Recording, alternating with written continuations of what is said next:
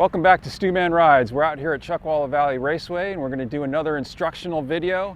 This time we're going to talk about reference points and give you a little bit more detailed information about how to find them, how to use them, and what they are basically.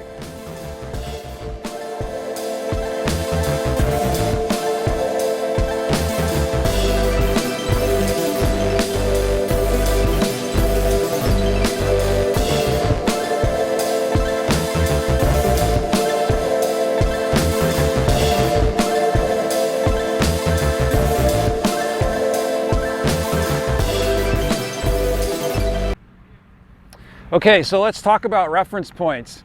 I thought it would be a good subject because we had a pretty interesting scenario here at Chuckwalla, and I think probably others can relate.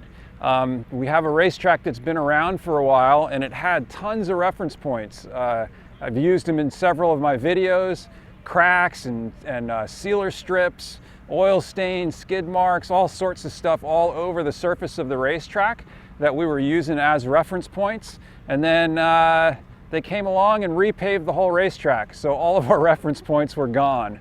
So the past couple months, riders have been coming out to a track that they've been here, several times, and they're like, oh my God, all my reference points are gone. What do I do? So I figured I'd do a video and talk a little bit about that, how you find reference points, what they're used for, all that sort of stuff, and what you might do in a situation like this where all your reference points are kind of reset. So let's first talk about what a reference point is.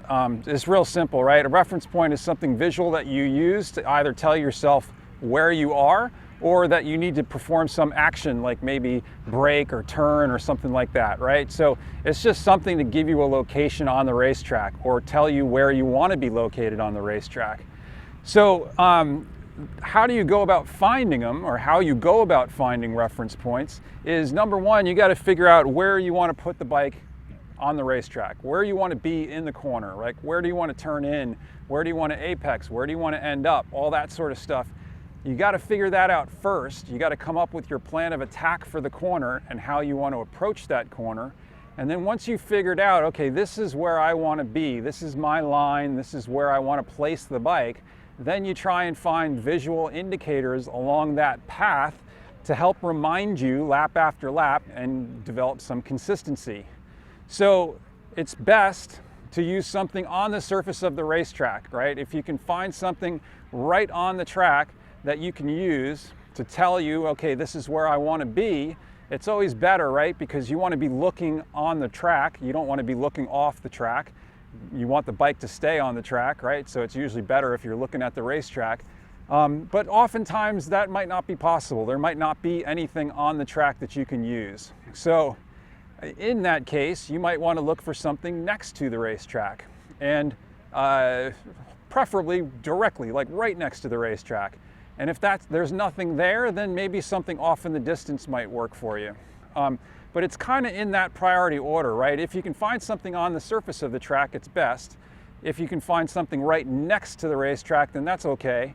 But if you can find something off in the distance, that might work as a last resort.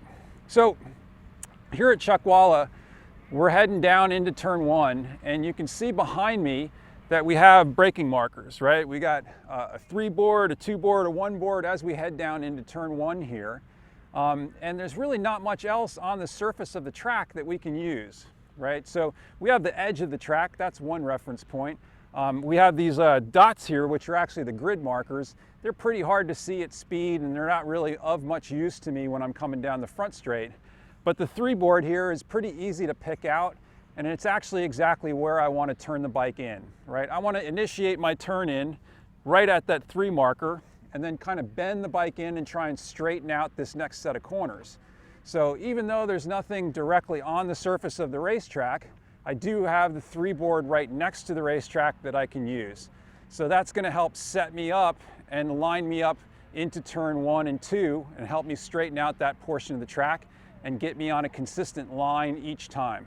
So you use these reference points for a couple things. In this case, it's where you want to start your braking, where you want to turn in. You're doing that almost simultaneously. Some guys might stay on the throttle a little ways past that and go in a little bit deeper. but it gives you a good gauge, at least for where to turn the bike in. It's not on the surface of the racetrack, but it's right next to it, so it works pretty well. Okay, so behind me now, we have turns 1 and 2 at Chuckwalla, right? We have this little kick, or little kink to the left, and then a pretty hard right-hand corner that leads onto a short straight, right? So we need to go in between these two curbings behind me, right? And we actually want to try and kick the bike a little bit to the left, right? We're not trying to go way to the left and have a real wide sweeping entry into that right-hander, but we do want to try and cheat a little bit to the left to try and set up that right-hander just a little bit better than if we had gone straight in. So the first reference point you have obviously is the curbing, where you're going to apex, come closest to that curbing, pretty close to where that cone is, right? And then after that, it's nice if we can have a reference point to where we want to line up that next corner. How far to the left do we want to try and get, and where do we actually want to turn the bike to the right for that corner? So fortunately, in this corner, and I'll angle the camera down a little bit so maybe you can see it a little bit better, we have this skid mark. It's pretty wide, pretty obvious, and it ends right about here. This is actually a pretty good place to turn the bike in and start heading towards your apex, right? So you have this, the end of this skid mark here makes a great reference point for both location, right? I want to actually run over right at the end of this skid mark. And then once I get past the end of the skid mark, I want to turn the bike in to the right and then apex the corner near that cone. So in this case, we're lucky, right? Even though the surface is new, somebody was nice enough to put this skid mark down for us, so we can use that. It's right on the surface of the racetrack, and it's pretty easy to see. After that, our next reference point is the apex cone. And in this case, fortunately enough, the apex cone is in a pretty good place. So it's on or very near the curbing. So we can use that as a reference point for where we want to apex, and we want to find that cone, and then we actually want to shift our vision over to the piece of pavement right next to the cone where we actually want to be on the track. So the apex cone is going to tell us where we want to apex the corner, but we actually want to look just to the left of that cone and try and find the pavement, the piece of pavement that we're going to hit right at the apex. So once we start coming closer to this apex, we want to look for something off in the distance that we can drive towards, right? So it's pretty hard to see the outside edge of the track. There is some curbing out there. The curbing does end a little ways down. Actually, I think it carries all the way down that short straight. But in any case, there's really not much that we can look for on the track or near the track to try and give us something to drive towards. But if you look off in the distance, there's a whole bunch of bushes out there. And there's a couple way off in the distance that are taller than all the other ones. So you can kind of see that there's 3 out there. There's a grouping of bushes on the left, there's a single bush in the middle, and then another single tall bush on the right. And if you aim for that bush in the middle, it's a pretty good drive-to marker. You could aim for the one on the right as well to pull you a little bit further down that straight. But here's an example where there's really not much on the surface of the track. There's nothing really close to the edge of the track that we can use. So we're going to use something that's quite a bit off in the distance. There's also a pretty dark colored bush a little bit closer to the track that you could aim for as well. So there's a few things to choose from there, but none of them are exactly where we would want them to be. But they're close enough that we can spot them as we're approaching the apex and use them as something that we want to drive towards. So this next corner is turn 3, yeah, turn 3. We got a short straight leading into it, right? And then we want to make a pretty hard turn to the right at the end of this short straight and turn in. We want to be consistent. We want to have a nice late turn in so that we can get a good late apex in this corner, because that corner drives or leads onto a short straight. So we want to be able to drive onto that corner. So we need a real good reference point for where we want to turn the bike in. Now, if we look down this straightaway, right, as we approach this corner, there's really not much there, right? We have some curbing on the left-hand side and then black pavement, right? There's no marks really whatsoever. You could see maybe some skid marks going across, but it's going to be hard to spot those at speed.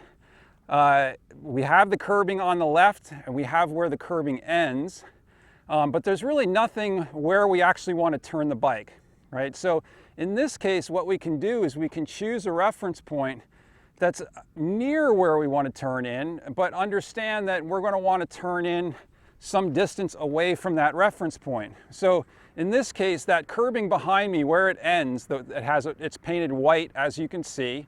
So it's pretty obvious where that curbing ends. And you know that you want to be next to the curbing, right? You want the bike all the way on the outside of the track, next to that curbing as you approach.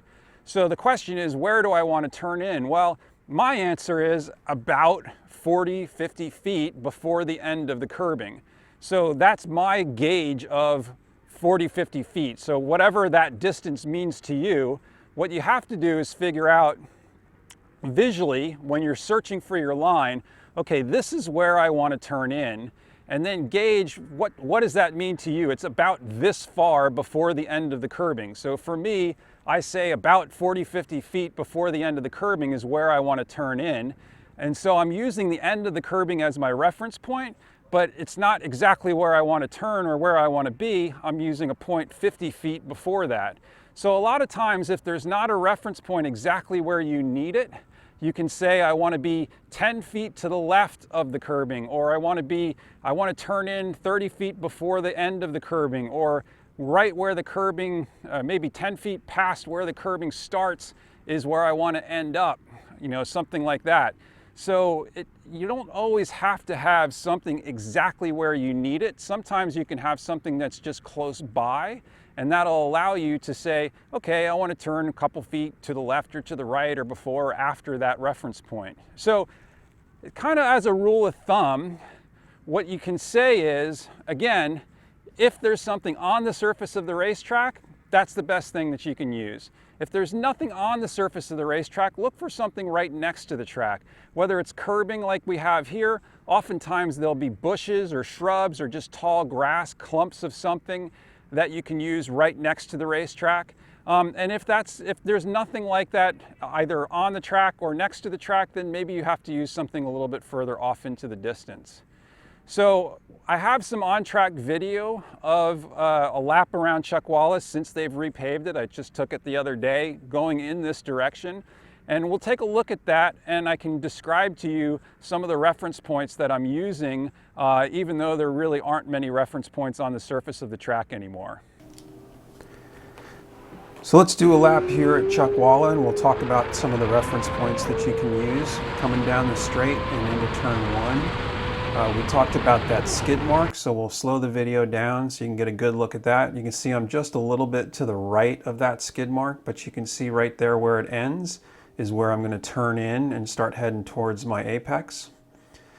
And then I'm going to apex the turn right at that apex cone. It's in a good place, and then I'm going to look off into the distance to try and find something to draw me out of the corner. Here I'm going to turn in just before the end of the curbing. I'm going to apex at the cone, and just before I get to the cone, I'm going to start looking for that corner worker station out in the distance. Gives me something to drive towards coming off of the corner, draws me out, kind of sets me up or pulls me out to the outside edge of the track, which is where I want to be, straighten out the corner. Coming down into turn three, or turn four rather, we're going to turn in right by the one board. We're going to apex near the cone, and then we're going to let the bike run out. And we're going to turn it back in where the curbing ends on the outside of the track, apex by the cone. Coming into turn six here is interesting. It's pretty blank, but you can use the outside curb as a reference. Where that curb starts is a good place to turn in, and you want to set yourself up at about half track coming in. You're going to apex this corner early, well before the cone, which is going to send you out wide, which is fine. You're going to use the outside curbing on the left. Where that curbing ends, it's white, and that's a good indication that you need to start bending it back in towards your apex. So you're going to come in for this second apex, which is right at the cone or maybe just on the back side of the cone if you can be patient enough. Coming off the corner, there's some curbing on the outside edge. You're gonna look for the end of that curbing to draw you out of the corner. Coming in here, we're gonna turn right where the curbing starts, apex by the cone. Heading up the hill, we're gonna pick a spot about 6 to 8 feet off of that curbing on the left-hand side, right? So there's no good reference points here, but you can use the curbing and know that you wanna be about 6 to 8 feet to the right of that. You're gonna turn in, apex near the cone, be patient going down the hill, and you're gonna apex well past this apex cone. There's a big rock right there, that's my apex marker. Using the end of the curbing on the outside as my drive-to point. Down the back straight, heading in to the slide, we're gonna turn in right where the curbing starts, hit an apex right near the cone, and then down the hill we go.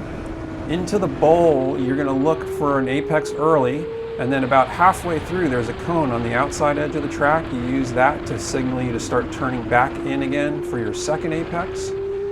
Turn 14, you're gonna turn in right at the beginning of the curbing on the right-hand side. Apex before the cone, a little bit early, sends you out wide, sets you up better for this next corner.